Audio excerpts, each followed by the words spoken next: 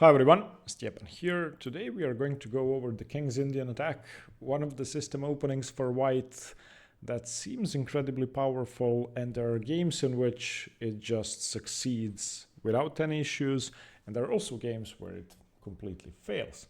So the King's Indian attack, as you may deduce from the name, is akin to the King's Indian Defense, in a sense that it copies the same setup, but it does not copy the same ideas necessarily. What you can see on the screen is a typical King's Indian attack type of pawn structure and piece placement. So the King's Indian attack is characterized by pawns on d3 and e4, the two knights on d2 and f3, and the kingside fianchetto.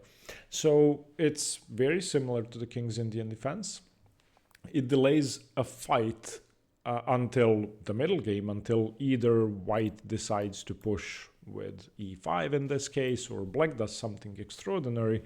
And the second very important point is that the King's Indian attack allows black several different setups they could choose from.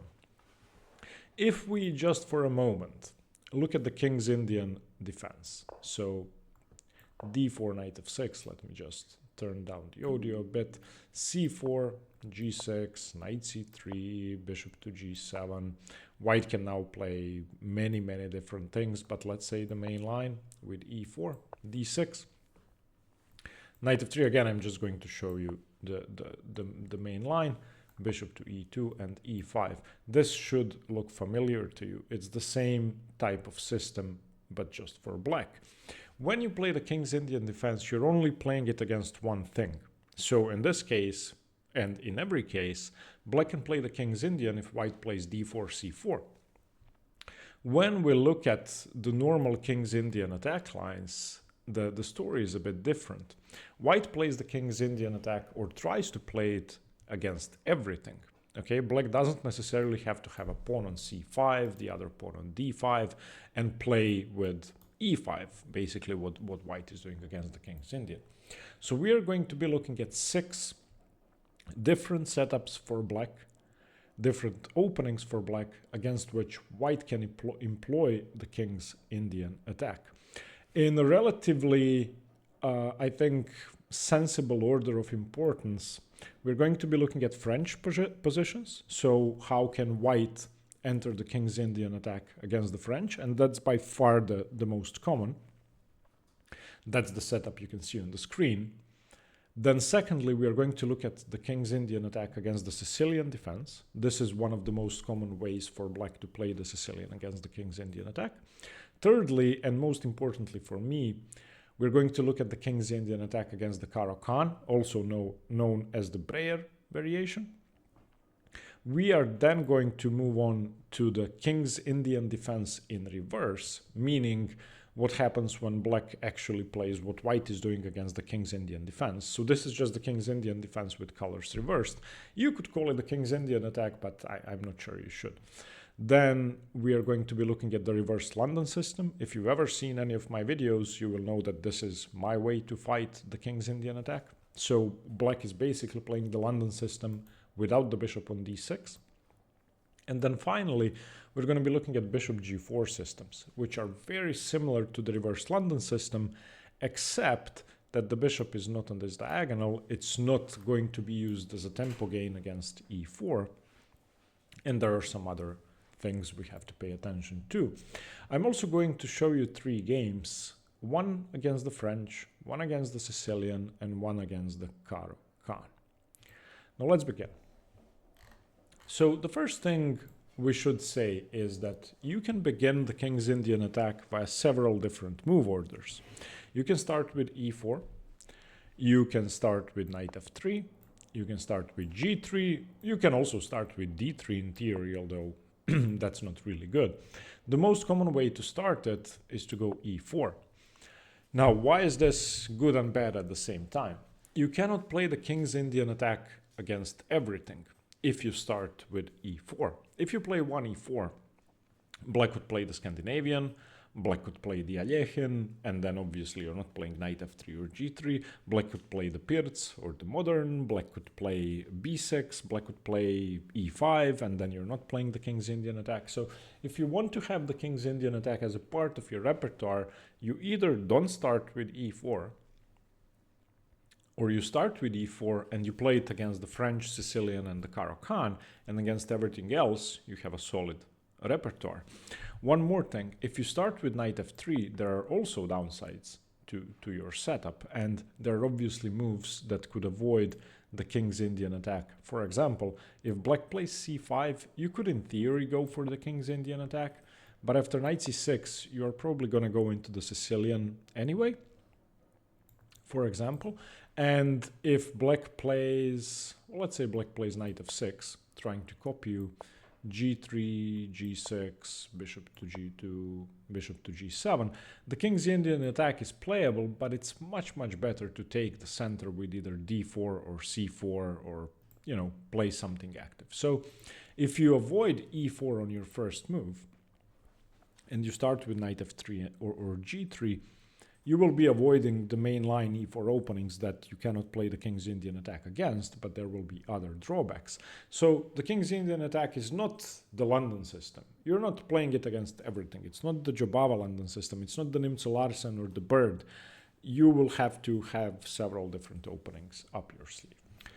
If you're looking for a great way to learn openings, check out the chess book. I've been using it for almost a year now to prepare for every tournament game I've played. Since I discovered it, it's a great way to organize, learn, and practice your openings, filling in all the gaps in your knowledge and basically learning everything you could encounter over the board. It works very simply.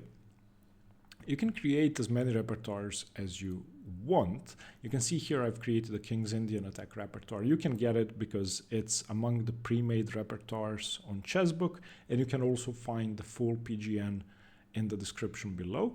You can choose different settings for your repertoires. I've chosen to cover my repertoire in a way that covers everything played even very rarely, so you can see that my repertoire is bulletproof. You can import your repertoire several different ways. You can add a new repertoire, name it whatever, FG, let's say. It's a repertoire for white. And you can then import by hand, so you can start building your repertoire. You can import the PGN files or several PGN files. So for example, if you play the King's Indian attack against the French, let's import my PGN here, and then against e5, you want to play the Roy Lopez, you can then continue importing your repertoire. You can also import by hand or choose a pre-made repertoire. For example, if I go to my repertoire for black, I can do this. Let's say I choose hanging pawns e5 repertoire. I do this, add this to my repertoire. Yes, add these moves, and now we're all set. And the best thing about Chessbook is that you can then practice your repertoire very easily. If I go to the King's Indian attack, I can obviously continue building it, adding more and more depth. You can see the repertoire effectiveness here and the soundness. Of course, the King's Indian attack is not, an optimal mainline opening, so it's not as sound, and you can learn. So if you guys want to check out Chessbook and learn openings in a very easy way, like this, let's say I want to cover all 300 views I have for review, then Chessbook is going to tell you what the moves are about. It's going to tell you how to improve, how to get moves similar to your repertoire so that everything makes sense. It's going to cover all the transpositions, and it's just a very effective way to learn an opening. Check it out by following the link in the description. And if you have any questions, let me know. I'll try to answer them. Let's get back to the King's Indian attack. Let's start with the French. So black plays e6. And we could transpose to this from 1c5 as well. There are the so-called French Sicilians, in which, people play c5 and then e6, d5 and transpose to the French. So the normal move against the French is d4. If you play the King's Indian attack, you play d3. Black plays d5. And now knight d2 or queen e2. There is a very important difference between the two moves. Queen e2 is a way to defend your e4 pawn and avoid a queen trade. Knight d2 is a way to avoid a queen trade and defend e4, but knight d2 develops a piece to d2 and helps your typical King's Indian attack type of setup. Queen e2 delays knight d2, and in some cases will give you the option to go knight c3 if black decides to castle queenside quickly. Now, in this video, I'm going to focus on ideas and patterns and systematic thinking rather than showing you a million moves of theory. So there are two ways to approach this position. By far the most popular one is knight d2. Queen e2 is also playable. Now black is normally going to continue with knight f6.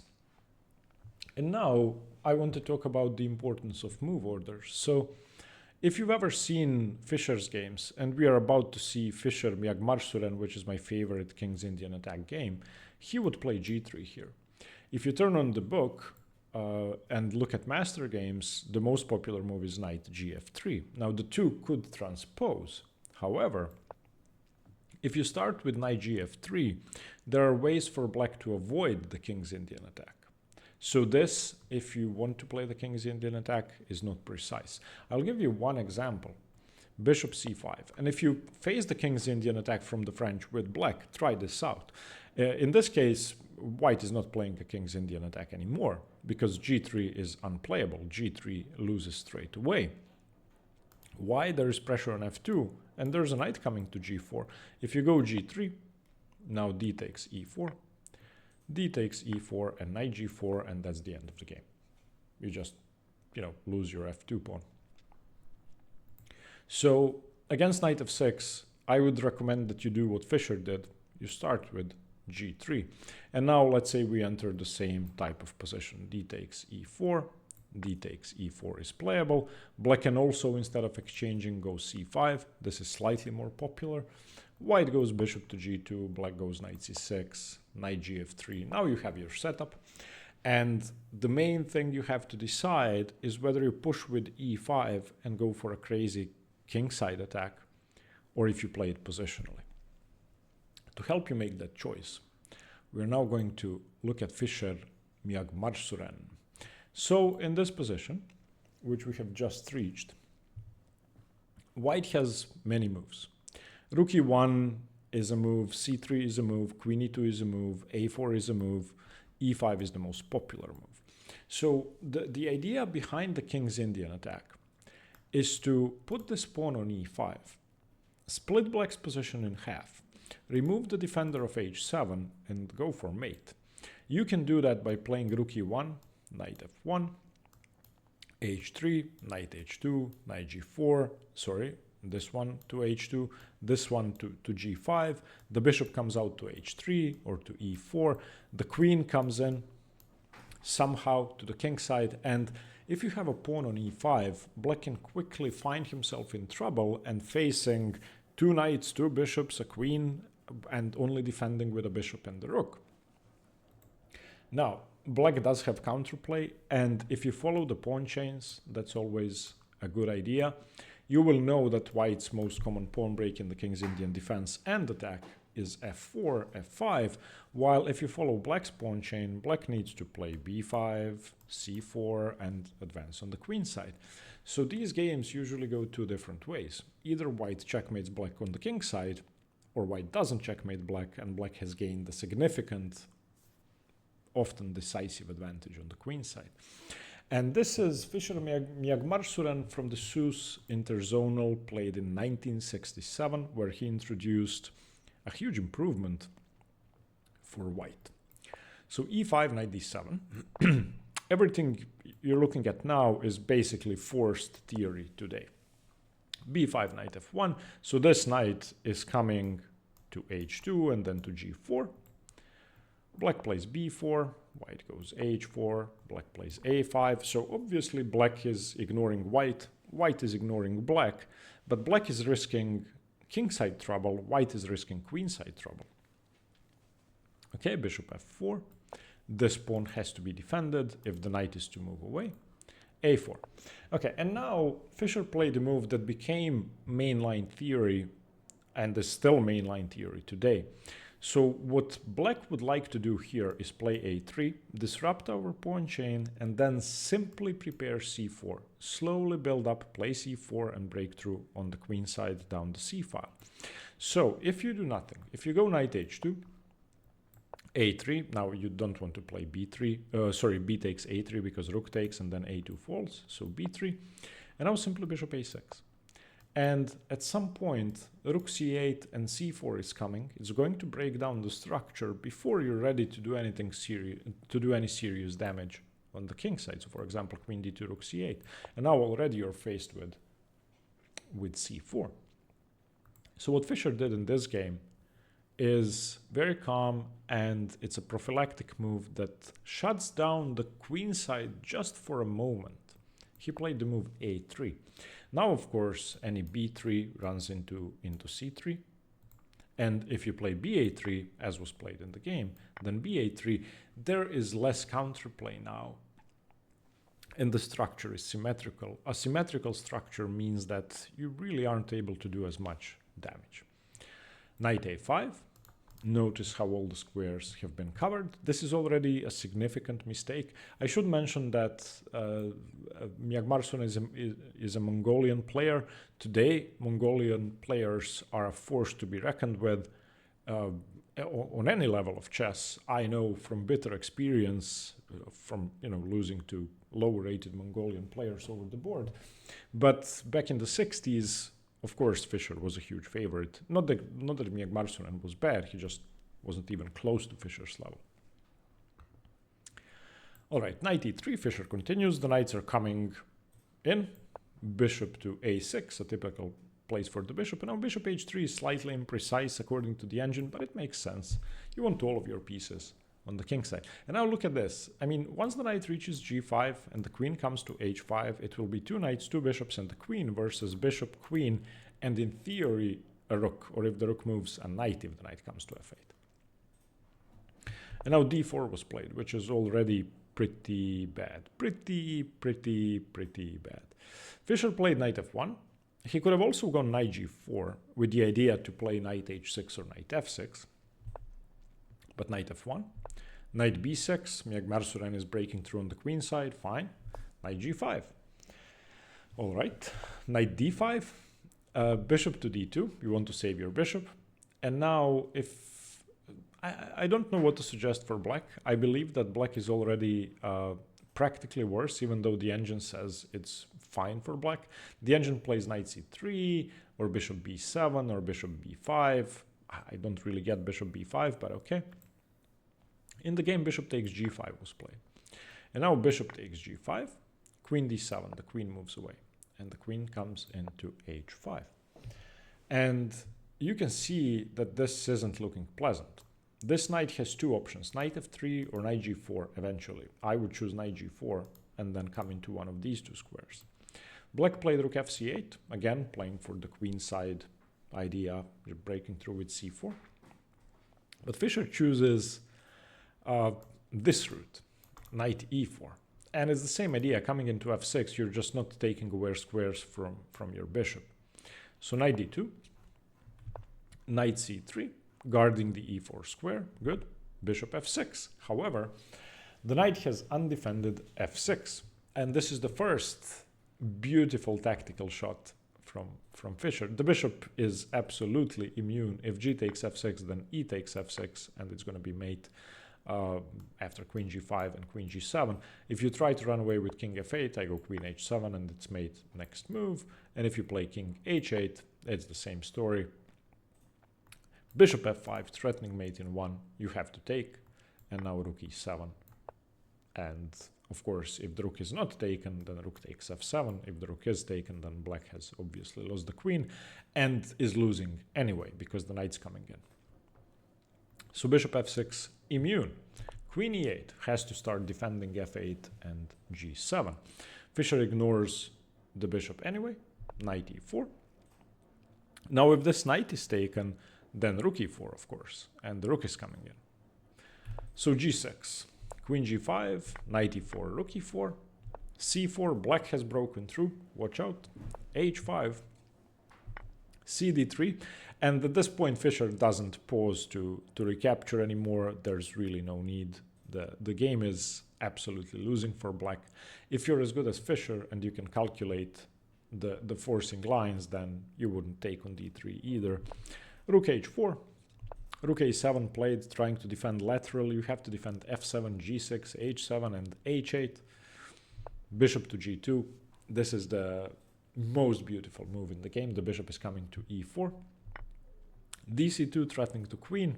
Fischer doesn't care. The queen is controlling c1, so it's fine for now. Queen h6 threatening mate. Queen f8. And you can pause the video if you want.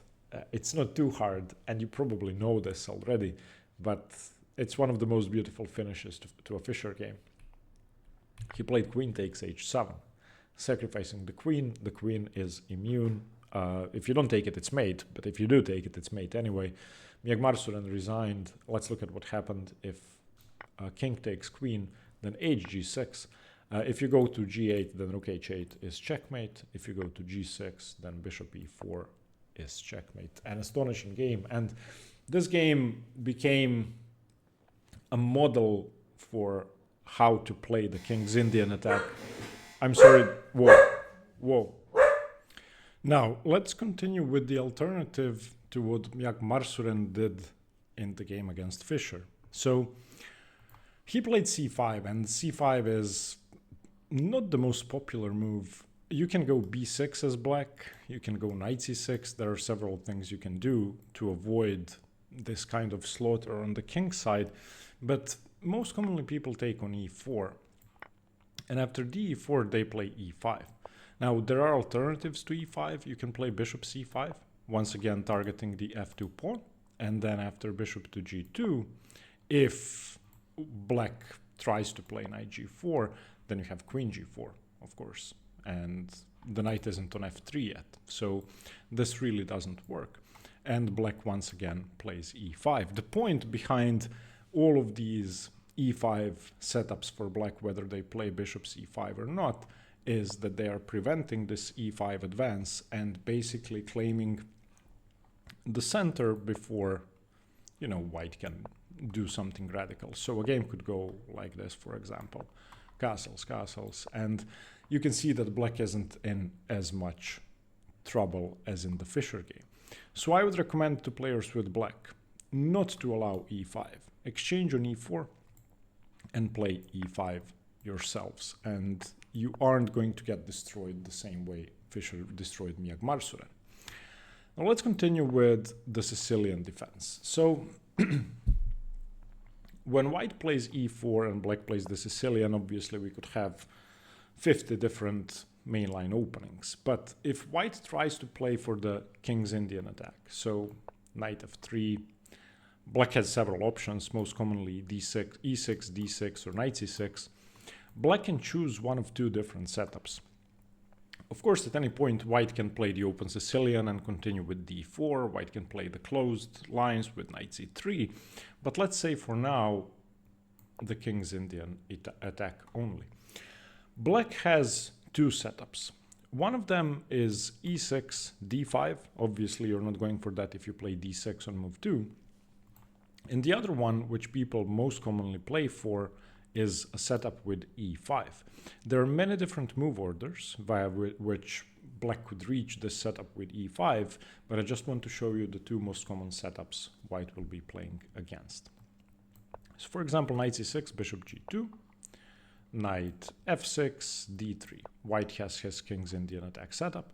Black plays g6, castles, bishop g7, c3 fighting for the d4 square, castles, rook e1, and e5.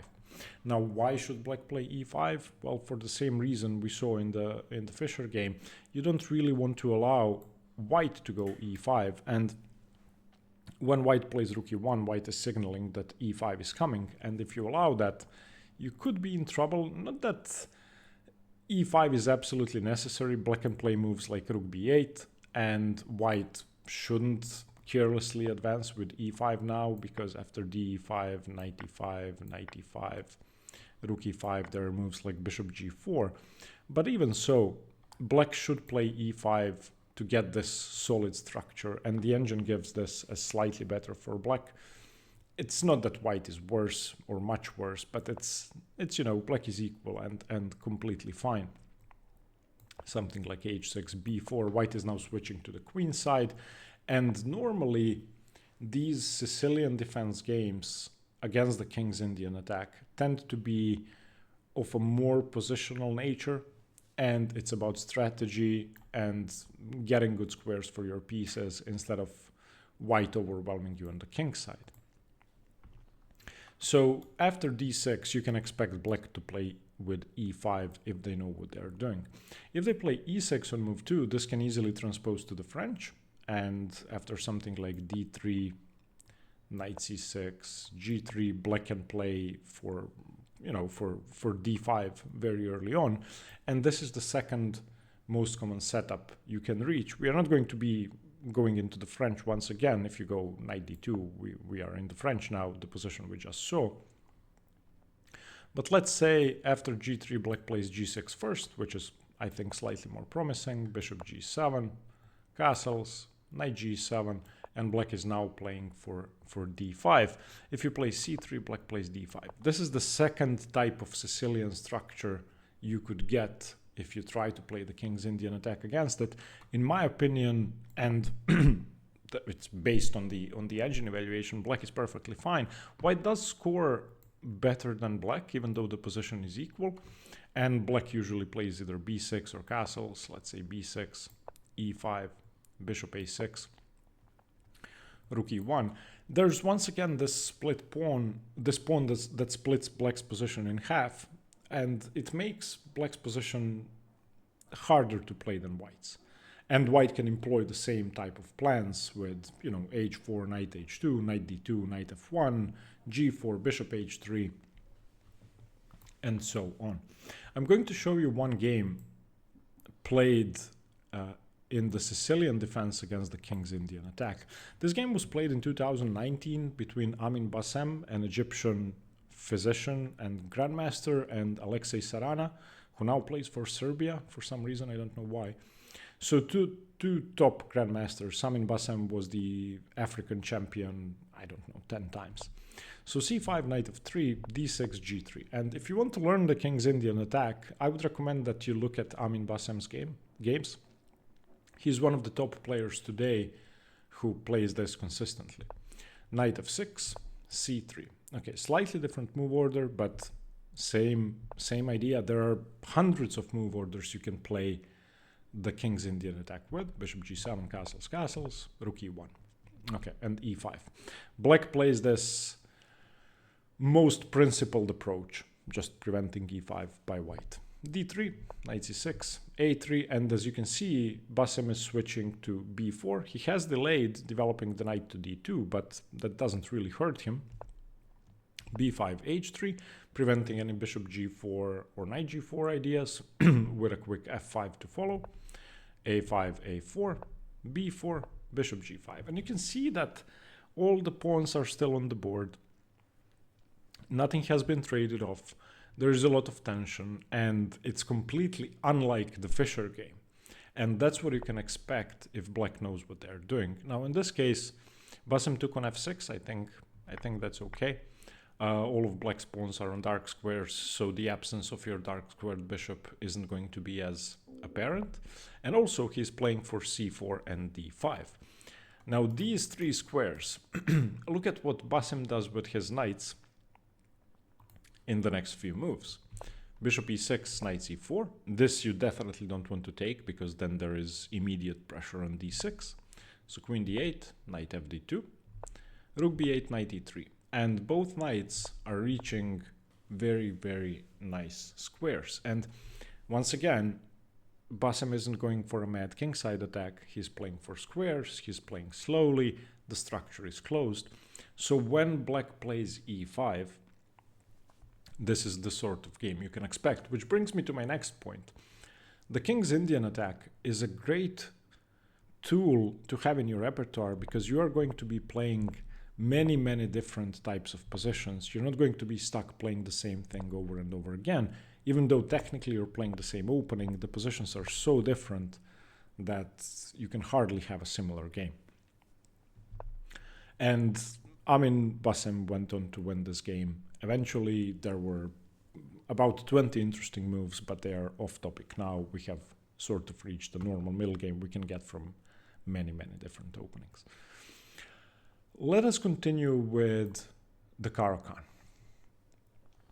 So after e4, c6, I have been on the black side of this, as you probably know, 1,000 times. And people play d3 against me fairly commonly, both online and in tournament games. And actually, I'm going to show you one of my games, one of my wins against the King's Indian attack, where I had the black pieces. Black plays d5, white goes knight d2. And now black has several different moves. g6, e5, or queen c7. One thing you have to remember, even though you play the Caro-Kann as black, if you're given the opportunity to expand with e5, you don't have to play e6. So against the King's Indian attack, or the Breyer variation as it's technically called, black should play for e5. So I prefer the move g6 here, and I'm going to show you the setup I play first. So knight f3, bishop g7, g3 and e5. So white is playing the typical King's Indian attack. Black is playing, I don't even know what to call this, just a solid, double central pawn setup with a kingside fianchetto. And this is extremely hard to break. Black's position is very safe. You're defending d5, you're defending e5 sufficiently. This knight is coming to e7 if needed. The queen can come to c7 if needed. And after both sides castle, white has several moves. The most common move by far is rook e1. So white is signaling, e d5 and takes on e5. So if white plays rook e1, black should close the position down with d4. And at this point, there are once again several moves for white. I like the move a4 for white. Most people play knight c4. And knight c4 is a mistake, even if you don't fall for the very common trap people fall for, which is knight takes e5. Black simply chases the knight away with b5. And if white takes the pawn, white is completely losing because the knight is trapped, f6.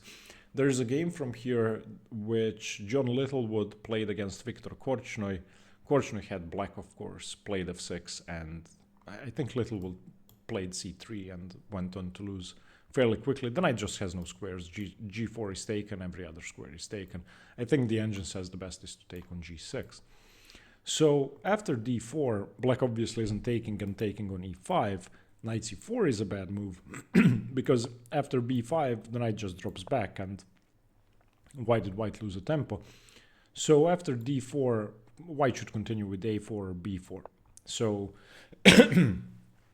these positions are better for black according to the engine, which is why I play them. Black has a very simple plan now: c5, knight c6, and then eventually you play for either b5 or f5. Your pawn breaks are very easy. White should break the center with c3, but then d3 could be a problem. And basically black is better. The two other setups you could be facing is the immediate e5 by black with bishop d6 instead of bishop g7. This is also pleasant for black. The engine gives it a slightly better, but it's not as pleasant as having a bishop on g7 in my opinion. So g3, knight f6, bishop g2, both sides castle, rook e8, rook e1, and now e5 is sufficiently defended, so you don't have to rush, playing d4. Keep the tension in the center as black, and as white, black doesn't have to play knight bd7, black can also play bishop g4. As white, I don't really know how to approach this position. I think c3 is the best way to continue. Black is going to be expanding on the queen side. You need to play this like it's a normal King's Indian or even an old Indian, and just keep the tension and eventually try to play for f4, which is very hard to do, which is why the engine says black has a slight advantage. And the third setup for black is queen c7, which is very, very similar to the ideas behind g6 and e5. You're playing for the e5 square. Except that after knight f3, you go bishop g4. And you are directly contesting e5 by pinning the knight. So something like h3, bishop h5, g3, e6. Instead of e5, you're playing for the e5 square and you're playing a normal Caro-Kann setup. So you could, if you play the King's Indian attack against the Caro-Kann, be facing a normal Caro-Kann with c6, e6, but it's not critical. In my opinion, playing d3 against the Caro-Kann is a bad idea because the King's Indian attack doesn't really work. In almost every line, black has an advantage. I'll show you my game. I played black here against Alexander Vukic, who is 2100. We played this in a 2022 European Amateur Championship. So we get the normal prayer and I play g6. We get this standard position. And Vukic, instead of knight f3, played knight e2. And this signals an early f4, but that doesn't really make sense. Here he played c3. And after knight d7, he didn't play queen c2, he played queen b3, which is weird because now I have knight c5 and the queen has to drop back to c2 anyway. And now black is already significantly better. You can find that game on my channel. So d4, d4, and I simply played knight d3. I want to grab that bishop to make sure I have no problems facing a bishop on e3 because my queen wants to come out to b6 and pressure f2 to prevent f4. So once I get rid of that bishop, I think white is going to have a very hard time playing f4. At least that's what I thought during the game. Knight c4, b5. Tempo. Knight e3. Now the bishop isn't coming to e3, but I still want to take it. So I took on c1, rook a c1, queen b6. And now, of course, f4 loses the knight and the game. So white played c4. I can safely ignore that. Bishop e6, just continue developing. And black has a perfectly pleasant position, better according to the engine. And white doesn't have a normal kingside attack. c5. I wasn't afraid of this because after queen c7, white doesn't really have easy access to the d6 square. The c4 square has been covered. Rook d6, I mean, you don't really have time for that because I have rook d8 and the pawn is hanging, so I wasn't afraid of allowing c5. Rook cd1, king h8. I want to play for f5. f4, bishop h6, pinning the pawn. Queen c3 defends the knight, unpins the pawn, and attacks e5. So f6, defending everything. Rook d8, g4. Vukic is attacking in normal King's Indian attack fashion, but I have two bishops close to my king. I have the d-file, and I mean, I like black's position. f5, bishop g8, I don't have to react. g5, now I do have to react. So takes, knight d5, claiming the d5 square. Bishop d5, cd5, now I have a passed pawn in the center that's marching down the board, and black is already close to winning. I don't have to save my f6 pawn, I can just go d4. And now this is a forced line, which I luckily managed to calculate correctly. That just wins the game. After d4, queen g3, d3 attacks the knight. White has to try and take on f6, otherwise, well, what do you do with your knight? I'm just going to queen. If knight, I don't know. If knight c1, I just queen, for example. So gf6, queen c5 check, king g2, bishop takes f6, and now the knight is hanging. You cannot take on f6 because I win by force. Knight f6, d2, threatening to promote with check, so you don't have time for knight g8. Rook e1 forcing, and now queen c6 is where my opponent resigned because I'm just picking up the knight. This isn't mainline theory because Vukic played knight e2 instead of knight f3, but it's still very typical because that's something that could happen in a tournament game. And as I said, I don't think you should play the King's Indian attack against the Caro-Kann, but that's just my opinion. The next setup we are looking at is the King's Indian in reverse. And what I would like to say is that technically white shouldn't be doing this. If black plays as if they had the white pieces, so d5, c5 instead of d4, c4, you just reach a normal King's Indian, which means that you don't have typical King's Indian attack plans because you are the one with less space. You are the one who's going to have to play f4, f5 and start attacking f4, g4, g5 and so on. And black has all the typical ideas white usually has against the King's Indian, except they're a tempo down.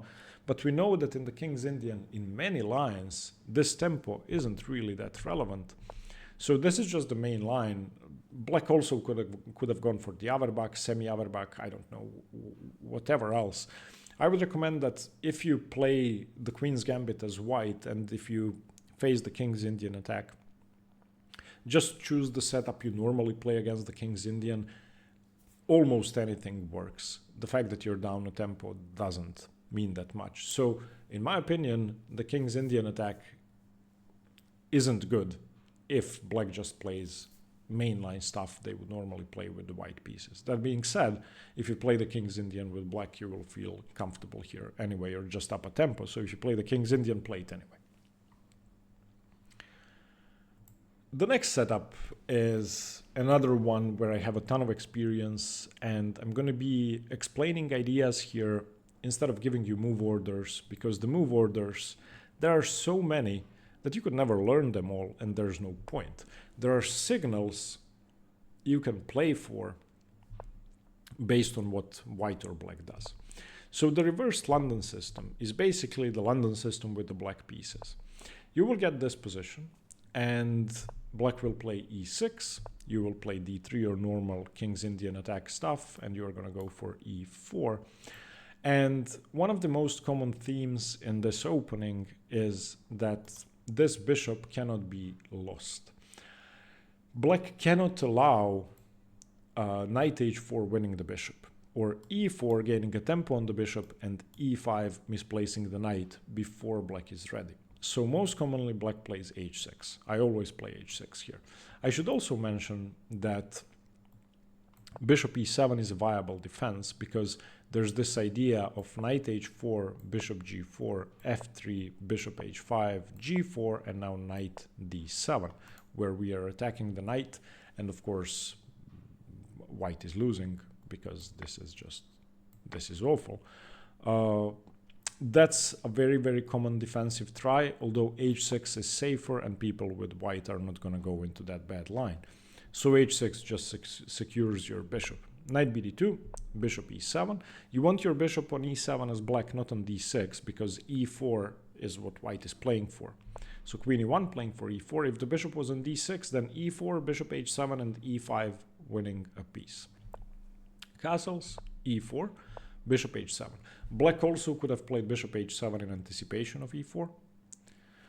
Now, queen e2, for example, and the game continues. White is going to go for a kingside attack. I have been on the defensive side of this many, many times. There is a game I almost showed you, but I just couldn't. It's extremely painful. A game I played in the Barcelona Suns Open in 2023, where I got destroyed from this exact position. So this is very scary for black. White can employ the typical kingside plans. For example, black plays c5, which is fine. White could play knight e5, knight bd7, knight takes d7, queen takes d7, and e5. And once this pawn reaches e5, then f4 is coming, knight f3 is coming, knight h4 is coming. And black could be in trouble very quickly. The final position I want to show you is bishop g4 instead of bishop f5. So this is a Slav or semi-Slav approach where black just wants to get the bishop outside of the pawn chain before playing e6. And I think this is the hardest of all the setups for white to crack.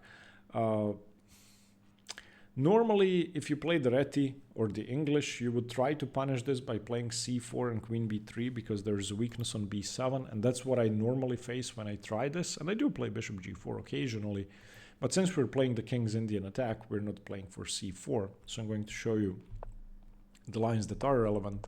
So d3, c6, knight bd2, e6. Black has completed the triangle, castles, bishop d6. And now that the bishop isn't on f5, bishop d6 is fine because it's not a tempo, and the knight isn't on f6 yet. So e4, and of course not knight f6, losing a piece, but knight e7. Not losing a piece because the knight on f3 is pinned, but this is just safer. h3, bishop h5, queen e1, castles, knight h4, takes. White is playing for the same ideas, f4 and the normal King's Indian type of attack, but there is one idea that prevents all of that, which is why I think bishop g4 is a very viable defense to the King's Indian attack, and that's f6. After f6, it's very, very hard for white to break through in these positions. After something like knight f3, queen c7, maybe ed5, this is perfectly equal. The engine actually prefers black. I don't think black has a realistic advantage, but your f-pawn is basically pinned because of this battery, also because of the e5 square. It seems like everything is going to get exchanged down the e-file, and also very importantly, this Slav setup with c6 d5, both in the reversed London and in the bishop g4 lines, and in the Caro-Kann in some cases, blunts this bishop. So if you don't go for a kingside attack, and if this bishop isn't a monster, then why would you have an advantage? It's clear that black is equal here. So in conclusion, here is what I think, and here is what I would play the King's Indian attack against. I would employ it against the French and against the Sicilian. Against everything else, I wouldn't play that as white, except maybe the reversed London system, but only if you know all the ideas, only if you know all the attacking plans, and only if you're comfortable risking it all for a win. So the King's Indian attack is, in a sense, a very, very committal opening. I hope you got something from the video. Once again, you can get the PGN and the pre-made repertoire via the links below. Thank you for watching. Let me know what you think, and stay tuned for more chess. Bye.